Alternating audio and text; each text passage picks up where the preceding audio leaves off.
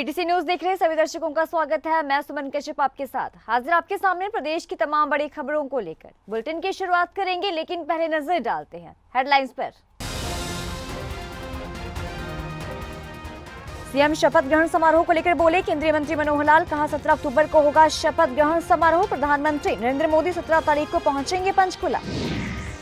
कार्यवाहक मुख्यमंत्री नायब सिंह सैनी ने दी विजयदशमी की शुभकामना। नायब सिंह सैनी ने प्रदेशवासियों के उज्जवल भविष्य की कामना। कहा 17 अक्टूबर को होने वाले शपथ ग्रहण समारोह को लेकर सुभाष सुधा ने किया था निसर अनाज मंडी का दौरा। किसानों को तंग करने वाले अधिकारियों को दी चेतावनी। कहा किसान को ना हो किसी भी तरह की परेशानी।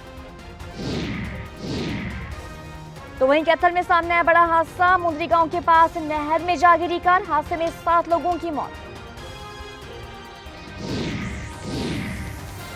बुराई पर अच्छाई की जीत का पर्व दशहरा। लोगों में उत्साह। 2 महीनों की मेहनत से तैयार किए रावण, मेघनाद और कुंभकर्ण की पुतली।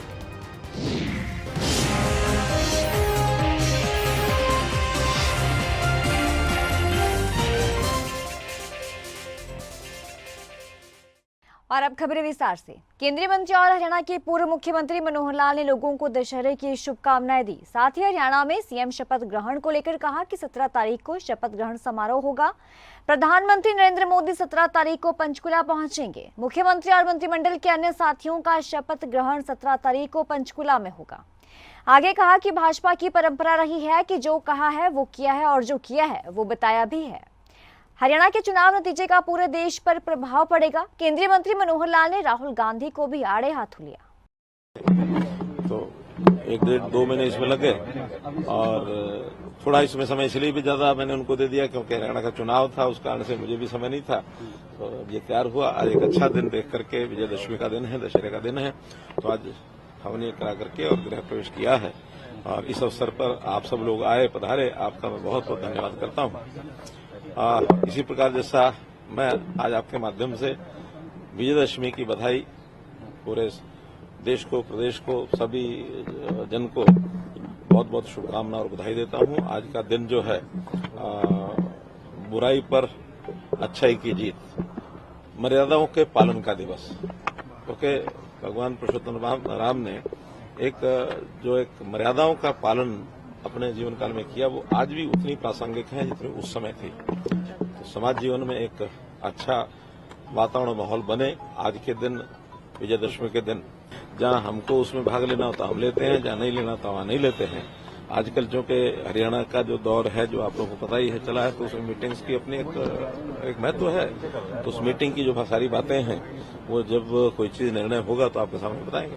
सर, कुछ खास बातों का ध्यान रखा जाएगा। तारीख निर्धारित की गई है। शपथ ग्रहण की तारीख टेंटेटिव क्या मोटे रूप से फाइनल है कि 17 तारीख को प्रधानमंत्री जी का नोट हमको मिल गया है। तो 17 तारीख को पंचकुला में और मुख्यमंत्री जी और अन्य जो मंत्रिमंडल के साथी हैं, उन सब का शपथ ग्रहण समारोह पंचकुला में होगा। कुरुक्षेत्र पहुंचे कार्यवाहक मुख्यमंत्री नायब सिंह सैनी ने प्रदेश की जनता को विजयदशमी पर्व की शुभकामनाएं दी। उन्होंने प्रदेशवासियों के उज्जवल भविष्य की और उचित स्वास्थ्य की कामना के साथ साथ कहा कि प्रदेश मजबूती से आगे बढ़े, ऐसी मंगल कामना है। कार्यवाहक मुख्यमंत्री ने कहा कि 17 अक्टूबर को होने वाले शपथ ग्रहण समारोह में प्रधानमंत्री सहित भाजपा उच्च नेतृत्व शिरकत करेगा। विजयदशमी ये पर्व का आज त्योहार है।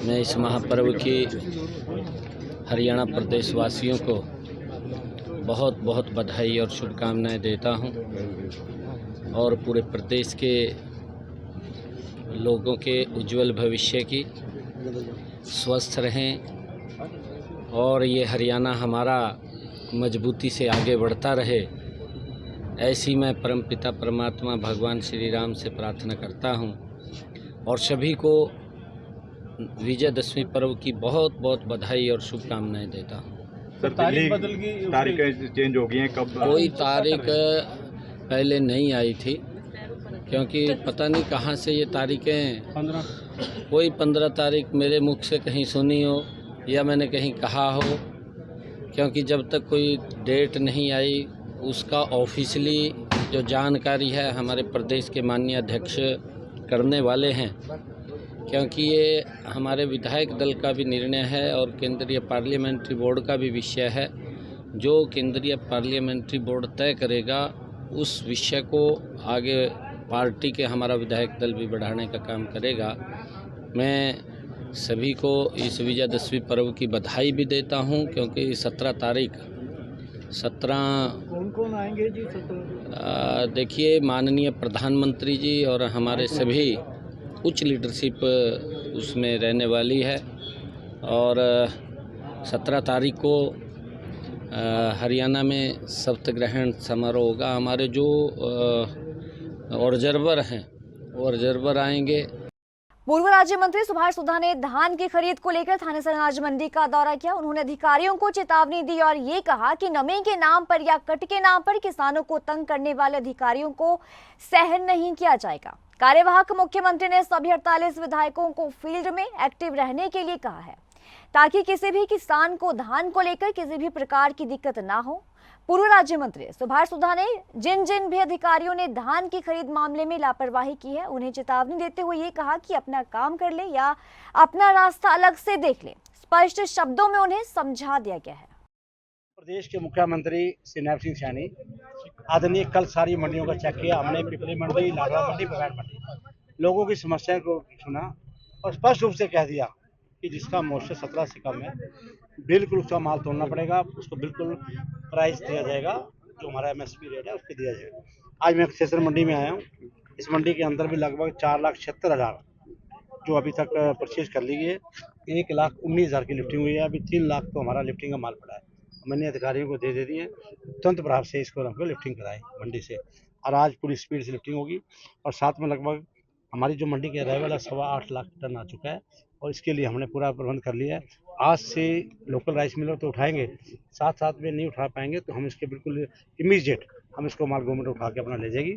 इसकी पूरी आज डिलीवरी कराई जाएगी ताकि मंडियों को खाली किया जाए। स्पेंड भी कर रहा है लगातार, कहीं ना कहीं अधिकारी कुछ मिलीभगत कर रहे हैं कुछ। देखिए, सरकारियों को पहले भी प्रदेश के मुख्यमंत्री ने कहा था कि आप अपने आप को सुधर जाओ, नहीं तो हमें सुधारने आते हैं। तो कल भी सुधारे हैं। इन लोगों की मंशा कुछ और थी, उस मंशा को था भी सरकार कैसी आ रही है, क्या आ रही है। आज भारतीय जनता पार्टी की सरकार आज नैब सिंह सैनी के नेतृत्व में, प्रधानमंत्री नरेंद्र मोदी के नेतृत्व में पूरी मेजोरिटी से आई है। हम चाहेंगे किसान का एक किसान का दाना लेंगे, किसी प्रकार का किसान को तंग किसी प्रकार की तकलीफ नहीं होने देंगे। ये हमारा सरकार का फैसला है। और बिल्कुल मैं यहाँ पे आया हूँ, किसान भाइयों से बात हुई है, कोई किसी प्रकार का कट नहीं कटेगा, कुछ नहीं, बिल्कुल मॉइस्चर लिमिटर लगेंगे। और यहाँ पर हमने SDM साहब की लगा दी है, टोल नंबर इशू कर देंगे। कोई किसान को दिक्कत आती है, कोई परेशानी आती है, उस टोल पे करेगा और उसकी हम मीटर लेके हम चेक करेंगे। हमारा SDM साहब कपिल शर्मा चेक करेगा, और जो भी 17 से नीचे होगी उसको सरकार परचेज करेगी। 100% कोई भी अधिकारी किसी प्रकार की कंप्लेंट आएगी उसकी हम लिख के देंगे, उसकी 100% उस पर कार्रवाई होगी। मंडी में आज मैंने बोला आपको, आज मंडी में बड़ी फास्ट लिफ्टिंग शुरू हो जाएगी और इसको ऑर्डर हमने निर्देश कर दिया है। बुराई पर अच्छाई की जीत का दशहरा पर्व दादरी में धूमधाम के साथ मनाया जा रहा है। बस स्टैंड के पीछे ग्राउंड में 51 फुट ऊंचा रावण और मेघनाथ और कुंभकर्ण के 40-40 फुट ऊंचे पुतले लगाए गए। पुतले तैयार करने वाले कारीगरों का ये कहना है कि 2 महीने की मेहनत से ये तैयार किए गए हैं और पुतला दहन होगा तो बुराई पर अच्छाई की जीत होने के दिन को सुकून मिलेगा। आपको बता दें कि आजादी समय से ही दादरी के पुराना शहर क्षेत्र में लगातार रामलीला का मंचन किया जा रहा है। लगातार 9 दिन तक रामलीला के अंतिम दिन दशहरा पर्व पर ग्राउंड में लीला का मंचन होगा और इस पर्व को खास बनाने के लिए कमेटी द्वारा तैयारियों को अंतिम रूप दिया गया है। आज दादरी शहर में विजयदशमी के दिन दशहरा बड़ी धूमधाम से मनाया जाएगा। हमने इस तैयारी में 2 महीने का टाइम लगा है और इसमें प्रदूषण रहित पटाखे लगाए जाएंगे। ये हम जो रावण फूंक रहे हैं ये तो एक दिखावटी होता है, क्योंकि ये त्यौहार जरूरी मनाना होता है और इसे बड़े धूमधाम से मनाएंगे। और इस दिन कल जो भगवान श्री राम का जो वो होगा राज तिलक, हम वो भी कल मनाएंगे। इसलिए दादरी के लोगों से अपील की जा रही है कि इस दिन अच्छाई सच्चाई की जीत होगी और इस दिन सब अपनी खुशी मनाएं। ये बनावटी जो पुतले फूंक रहे हैं इनसे अपने मन, कर्म, वचन ये शुद्ध नहीं होंगे तब तक हम ये नहीं कर सकते, क्योंकि जब तक मन में भावना अच्छी नहीं होगी इतने कोई कार्य सिद्ध नहीं होता। तो कैथल के मुंदरी गांव के पास नहर में ऑल्टो कार गिरी। जानकारी सामने आई है कि इस हादसे में 7 लोगों की मौत हो गई। इससे पहले भी इस नहर में कई महीने पहले जो है वो i20 गाड़ी गिरी थी, जिसमें कई लोगों की मौत हुई थी। तो ये जो खतरनाक मोड़ है, इसमें कई बार हादसे होते रहे हैं, जिससे लोग काफी परेशान हैं। तो आसपास के लोगों ने गाड़ी को बाहर निकाला।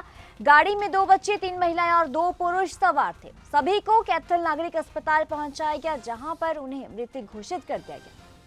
तो हरियाणा में विधानसभा चुनाव 2024 में कांग्रेस की हार को लेकर कांग्रेस के ही पूर्व गृह मंत्री सुभाष बत्रा ने हाईकमान पर सवाल उठा दिए। बत्रा ने ये कहा कि अब पछताने से क्या फायदा, टिकटों के बंटवारे को लेकर जो फैसला था वो आला कमान का ही था। हार का सबसे बड़ा कारण ये है कि फ्री एंड फेयर चुनाव नहीं हुआ, कहीं ना कहीं गड़बड़ हुई है।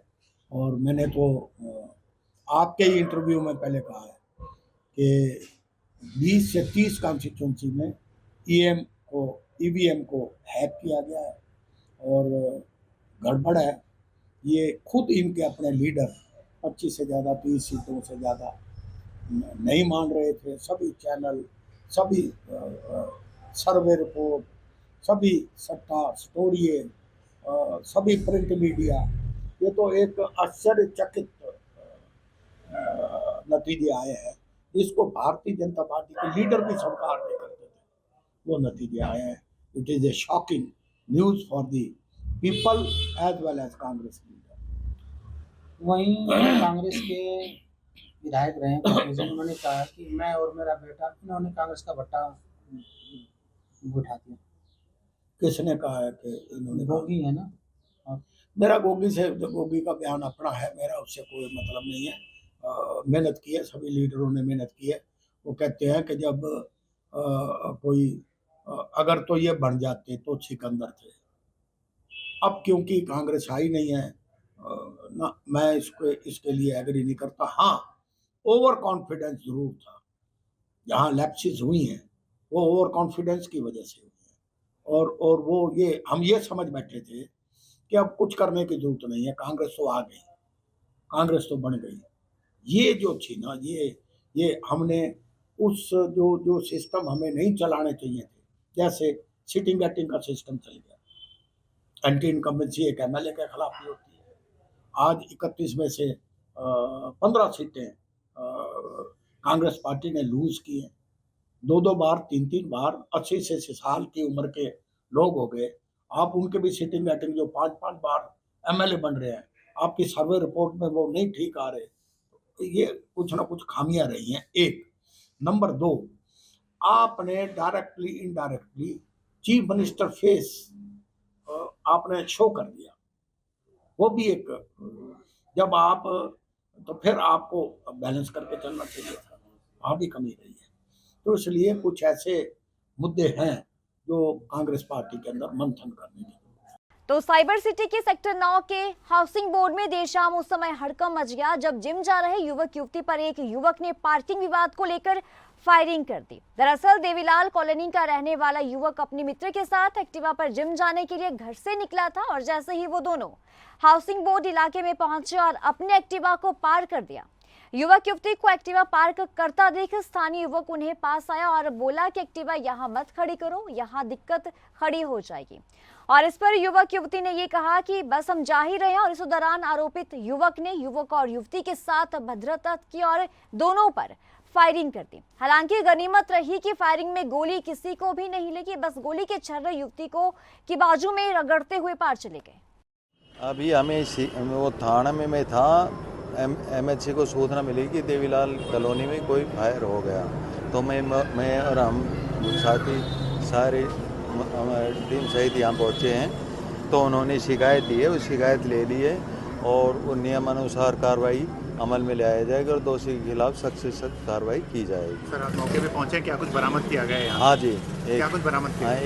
एक खाली राउंड प्राप्त किया है जो फायर हुआ है। वो कुछ पता लगा कौन था युवक जिसने गोली चलाई थी?